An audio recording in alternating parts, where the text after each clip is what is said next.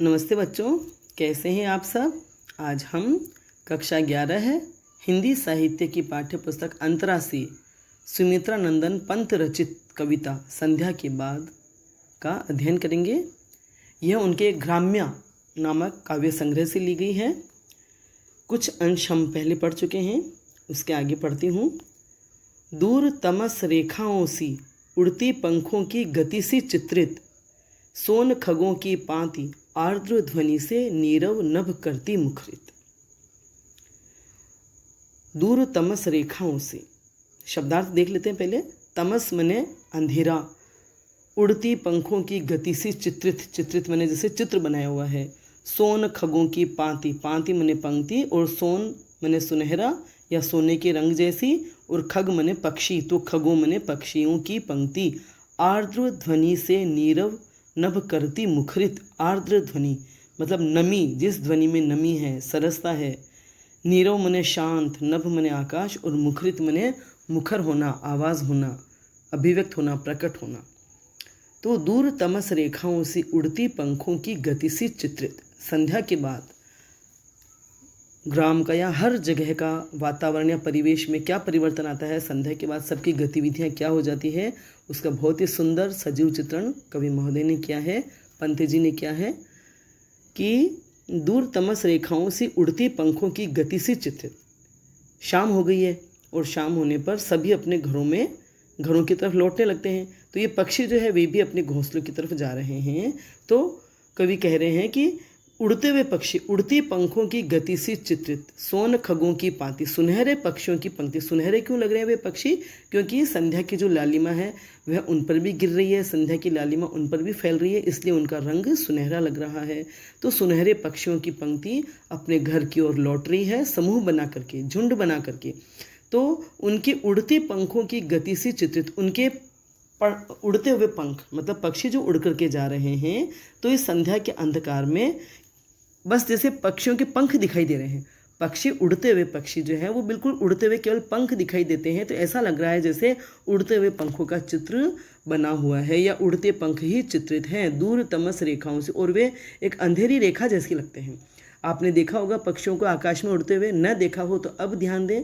जब संध्या हो रही हो, सूर्यास्त हो रहा हो, तो आकाश में पंक्तियों में पक्षी जाते हैं, और केवल पक्षी, हालांकि अपने जब हम सामने देखते हैं तो पक्षी पूर्ण रूप से हमें दिखाई देते हैं, लेकिन रात को शाम के समय में उड़ते हुए केवल ऐसा लगता है जैसे केवल पंख दिखाई दे रहे हैं। तो वे ऐसा लगता है जैसे पंखों का ही चित्र बना हुआ है, और अंधेरी पंक्ति के समान वे लगते हैं। सुनहरे पक्षियों की पंक्ति आर्द्र ध्वनि से नीरव नभ करती मुखरित, वे अपने घर की ओर लौट रहे होते हैं, अपने घोंसलों की ओर लौट रहे होते हैं। तो उनके मन में एक खुशी होती है, एक पुलक होती है। तो वह ध्वनि जो है, उस ध्वनि से, ऐसी आर्द्र ध्वनि से, सरस ध्वनि से, मधुर ध्वनि से, नम ध्वनि से, आवाज़ों से नीरव नभ करती मुखरित। नीरव मन एकदम शांत आकाश को मुखरित कर देते हैं, गुंजार देते हैं, मतलब गुंजायमान कर देते हैं अपनी ध्वनियों से, सबके कोलाहल से, सबकी चहचहाहट से। जो शांत आकाश होता है वह मुखरित हो जाता है, उनकी आवाज़ों से भर जाता है। स्वर्ण सोन खगों की पाती, हाँ ठीक है, हो गया। आगे बढ़ते हैं। स्वर्ण चूर्ण सी उड़ती गोरस, किरणों की बादल सी जलकर, सनन तीर सा जाता नभ में, ज्योतित पंखों कंठों का स्वर। और गायें भी अपने घरों की ओर लौट रही होती है, ग्वाले गायों को लेकर के, पशुओं को लेकर के अपने घर की ओर लौट रहे होते हैं। तो स्वर्ण चूर्ण सी उड़ती गोरस, गायों के चलने से जो धूल उड़ती है वह धूल भी कैसी लगती है? सुनहरे चूर्ण जैसी, सुनहरे चूर्ण जैसी सुनहरी मिट्टी उड़ती हुई दिखाई देती है, किरणों की बादल सी जलकर। और वे सूर्यास्त वाली किरणों से, अस्त होते हुए सूर्य की किरणों में वे बादल के समान जली हुई सी दिखाई देती है, बादल की तरह जली हुई दिखाई देती है। सनन तीर सा जाता नभ में, ज्योतित पंखों कंठों का स्वर। पक्षी जो उड़ रहे हैं आकाश में, ज्योतित मने प्रकाशित, स्वर्ण चूर्ण सी उड़ती गोरज, शब्दार्थ नहीं बताया मैंने। स्वर्ण चूर्ण मतलब वही सोने के चूर्ण जैसी, गोरज मने गायों के चलने से, उनके खुरों से जो धूल उड़ती है, पैरों से जो धूल उड़ती है। सनन तीर सा जाता नभ में, सनन मतलब सनसनाता हुआ सा तीर की तरह जाता है नभ में, आकाश में। ज्योतित पंखों कंठों का स्वर, ज्योतित मने प्रकाशित। तो वे जो सुनहरा प्रकाश जो गिर रहा होता है उनके पंखों पर, और वे जो कंठ से आवाज़ करते हुए जाते हैं, कोलाहल करते हुए जाते हैं, चहचहाते हुए पक्षी उड़ते हैं। तो उनके जो प्रकाशमान पंखों और कंठों का स्वर ऐसा लगता है जैसे कोई सनसनाता हुआ तीर आकाश में जा रहा है। सनन तीर सा जाता नभ में पक्षियों की पंक्ति है जो वो ऐसे लगती है जैसे सनसनाते हुए कोई तीर आकाश के अंदर चला जा रहा है, उड़ा जा रहा है। ऐसे उनके पंख चित्रित दिखाई देते हैं और उनके कंठों का स्वर जो है पूरे आकाश को गुंजा देता है। ठीक है, तो तत्सम शब्दों की प्रधानता है। तत्सम शब्द वे होते हैं जो किसी भी भाषा के शब्द ज्यों के त्यों ग्रहण कर लिए जाते हैं। तो इसमें जो संस्कृत के तत्सम शब्द हैं, संस्कृत के शब्द ज्यों के त्यों कविता में ग्रहण किए गए हैं, कवि ने प्रयोग किया है। सभी मैंने पहले भी बताया नहीं, लेकिन कई शब्द हैं, तमस, चित्रित, आर्द्र, ध्वनि, नीरव, नभ, मुखरित, स्वर्ण, चूर्ण, ऐसे सारे शब्द जो हैं तत्सम शब्द हैं। ज्योतित ये तत्सम शब्द हैं। मंथर तत्सम शब्द हैं। अदृश्य, अंतर, रोदन, नीराजन। ठीक है, तो समझ में आ रहा है आपको। तो इससे से तत्सम शब्द हैं। परिष्कृत हिंदी भाषा है। मानवीकरण अलंकार तो पूरी कविता में दिखाई ही दे रहा है। उपमा अलंकार की भी झड़ी लगी हुई है। दूर तमस रेखाओं सी उड़ती पंखों की गति सी चित्रित, गति सी रेखाओं सी। जब उपमेय को उपमेय की किसी उपमान से समानता बताई जाती है वहाँ उपमा अलंकार होता है, और उनके साथ सी, समान, से ऐसे शब्दों का प्रयोग होता है। उन शब्दों के प्रयोग से उनकी समानता दर्शाई जाती है। तो दूर तमस रेखाओं से मतलब तमस रेखाओं की समान, अंधेरी रेखाओं जैसी उनकी पंक्ति लग रही है। और उड़ती पंखों की गति से चित्रित, मतलब उड़ते हुए पंख ही जैसे चित्रित हो रहे हैं।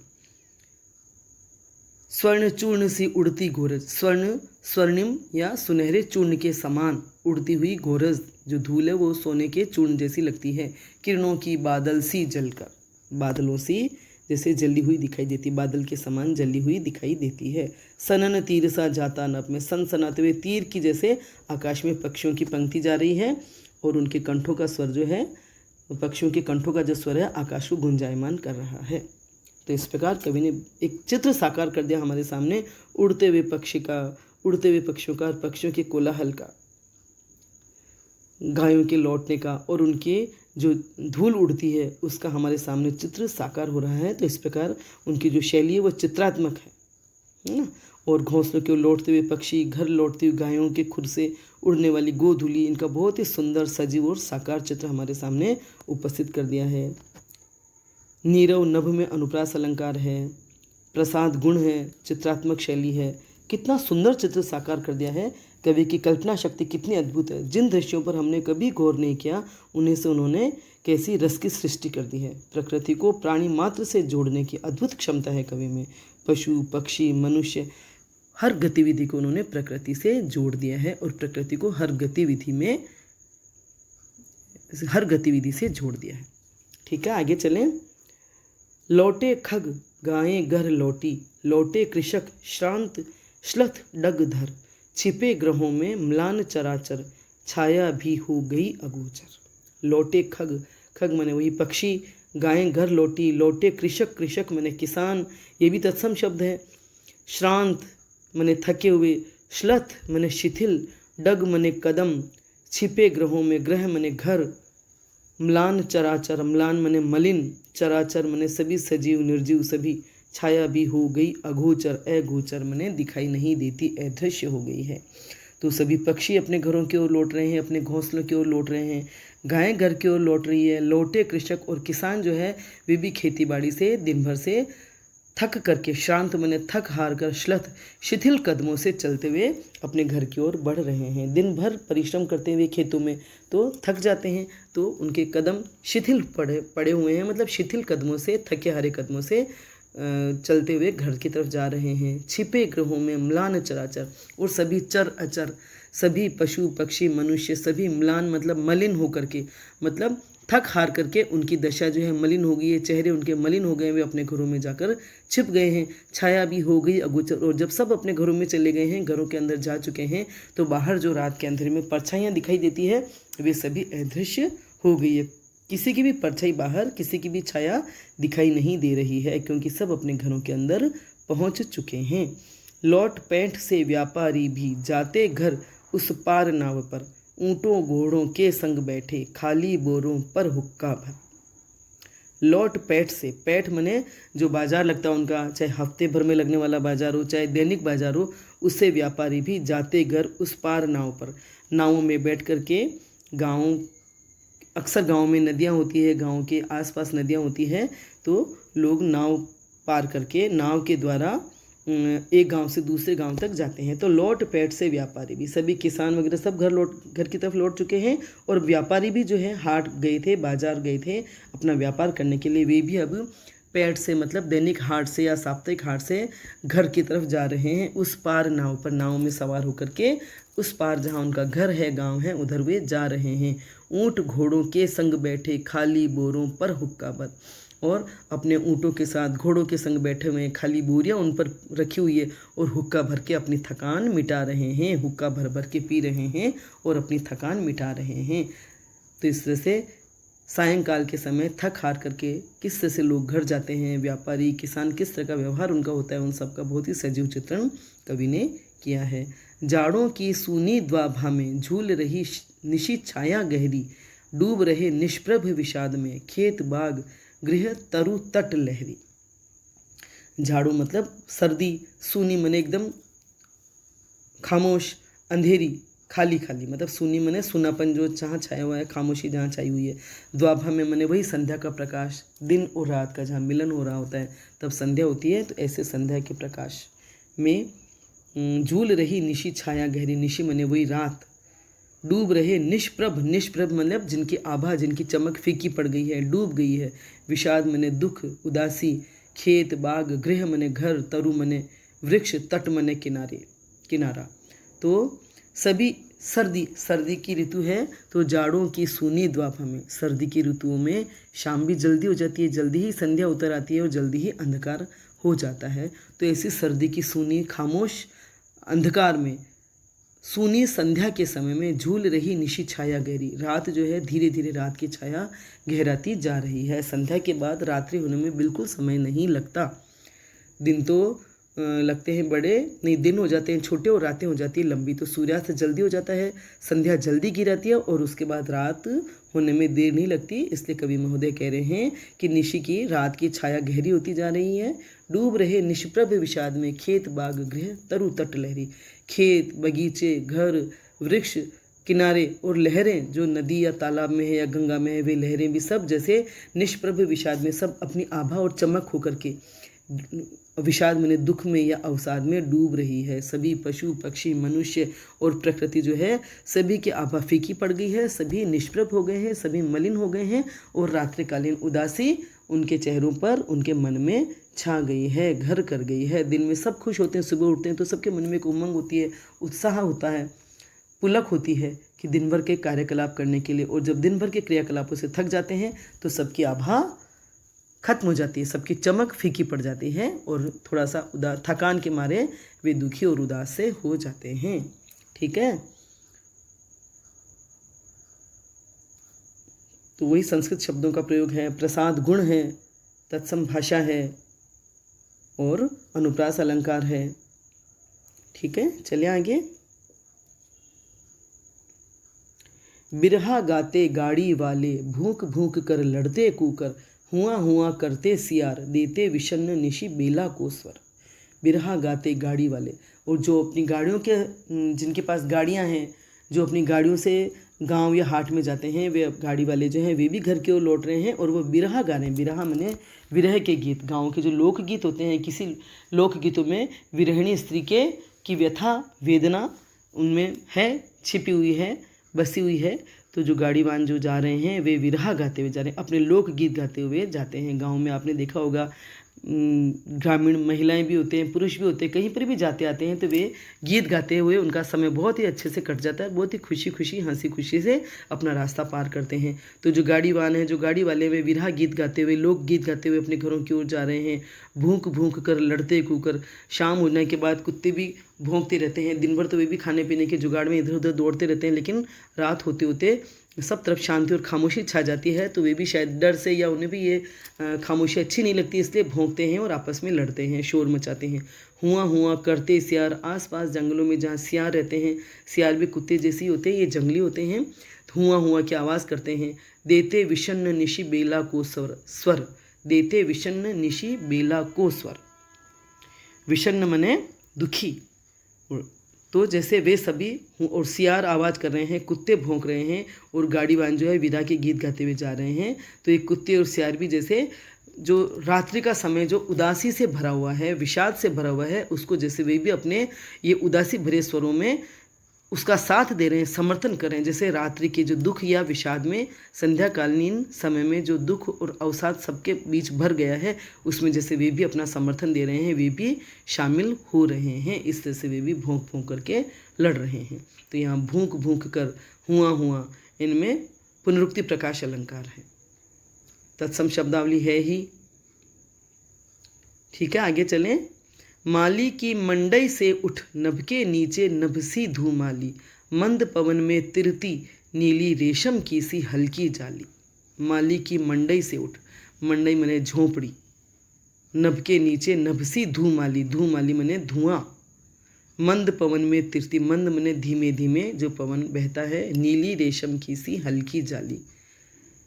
माली जो भी किसान, माली, सभी जो लोग हैं गांव में जो भी रहते हैं, सब के घरों में अब खाना बन रहा है। शाम हो चुकी है, सब घरों में लौट गए हैं। माली सब्जियां उगाते हैं, किसान धान उगाते हैं, व्यापारी बाजार में अपना सामान बेचते हैं, और पशु पक्षी भी सब जंगलों में आकाश में उड़ते रहते हैं, वे भी सब घर लौट रहे हैं। तो अब सब अपने अपने घरों की ओर लौटे हैं। तो मालियों की जो झोंपड़ियाँ हैं उनसे उठ, नभ के नीचे नभसी धूमाली, आकाश के नीचे जैसे आकाश जैसा ही धुआं, धुएं भी काला और शाह रंग का होता है, गहरे नीले रंग का होता है, और आकाश भी गहरे नीले रंग का होता है। तो ऐसा लगता है जैसे आकाश के नीचे एक और धुएं की परत जो है छा रही है, क्योंकि उनके घरों में चूल्हे जल रहे हैं और चूल्हों से धुआं निकल रहा है, क्योंकि अब खाना बनाया जा रहा है। तो आकाश के नीचे एक और आकाश की रचना जैसे हो रही है। आकाश के नीचे आकाश जैसा ही धुएं की परतें फैलती जा रही है, आकाश में उठती जा रही है। मंद पवन में तिरती नीली रेशम की सी हल्की जाली, मंद मंद बहते पवन में धुआं जो तैर रहा है, धीरे धीरे हल्के हल्के से जो ऊपर उठ रहा है, तो ऐसा लग रहा है जैसे नीली रेशम की हल्की सी जाली बुन गई है। तो यहाँ पर भी उपमा अलंकार है। नभसी धूमाली, आकाश जैसे ही धुएं की परत हो गई है। एक तो आकाश है ही, और आकाश के नीचे फिर वैसे ही गहरे शाह नीले रंग का धुआं जो है, तो ऐसे लग रहा है जैसे नभसी धूमाली, आकाश जैसी ही, और नीली रेशम की सी हल्की जाली, क्योंकि धुआं भी बड़ा कोमल कोमल सा होता है और जालीदार सा दिखाई देता है, क्योंकि धुआं पारदर्शी होता है। तो इसलिए कवि महोदय कह रहे हैं कि नीली रेशम की सी हल्की जाली। तो यहाँ पर भी उपमा अलंकार है, तत्सम शब्दों का प्रयोग है, बहुत ही सुंदर और चित्रात्मक भाषा है, सजीव चित्रण है, प्रसाद गुण है, शांत रस की सृष्टि हो रही है। बत्ती जला दुकानों में बैठे सब कस्बे के व्यापारी, मौन मंद आभा में हिम की ऊँग रही लंबी अंधियारी। कवि कह रहे हैं आगे, बत्ती जली दुकानों में, सरल भाषा है यहाँ बिल्कुल ही, बैठे सब कस्बे के व्यापारी। कस्बा क्या होता है? एक तो बहुत बड़े नगर के शहर होते हैं और एक बिल्कुल गांव होते हैं, तो इनके बीच की अवस्था का कस्बा होता है, थोड़ा विकसित, थोड़ा आधुनिक। तो कस्बे जो हैं, कस्बों के व्यापारी जो है, वे बत्ती जला करके, संध्या हो गई है, रात्रि हो गई है, अंधकार हो गया है, तो अपनी दुकानों में वे बत्तियां जला दी उन्होंने। उनके घरों जो भी चिमनी वगैरह जो भी है, ढिबरी चिमनी, वे जला करके वे बैठे हैं। मौन मंद आभा में हिम की ऊँग रही लंबी अंधियारी। क्यों बैठे हैं वे? क्योंकि दिन भर के किसान मजदूर सब जो हैं दिन भर काम करके आते हैं, वे अब खरीदारी करने आएंगे, तो वे दुकानों में ऊँगते हुए से बैठे हैं। मौन मंद आभा में खामोशी छाई हुई है, और मंद मंद आभा, मंद मंद प्रकाश उन बत्तियों का फैला हुआ है। हिम की ऊँग रही लंबी अंधियारी, हिम के मने बर्फ़, लेकिन यहाँ बर्फ़ से मतलब यहाँ सर्दी की ठंडी रातों से है। तो ठंड की रातों में जैसे लंबी अंधेरी रातें ऊँग रही है, मतलब एकदम खामोशी हो जाती है, सब अपने घरों में छिप जाते हैं, तो बाहर सड़कों पर गलियों में खामोशी छा जाती है। तो ऐसा लग रहा है जैसे लंबी अंधेरी रात ऊँग रही है, जबकि वे सब बैठे हैं दुकानों पे, लेकिन वे भी ऊँगते हुए से आधी जागी और आधी सोई अवस्था में होते हैं, क्योंकि किसान मजदूर लोगों को अब जो भी ज़रूरत होगी सामान खरीदने आएंगे, इसलिए वे लोग रात होने के बाद भी, अंधेरा होने के बाद भी दुकानों में बैठे हैं।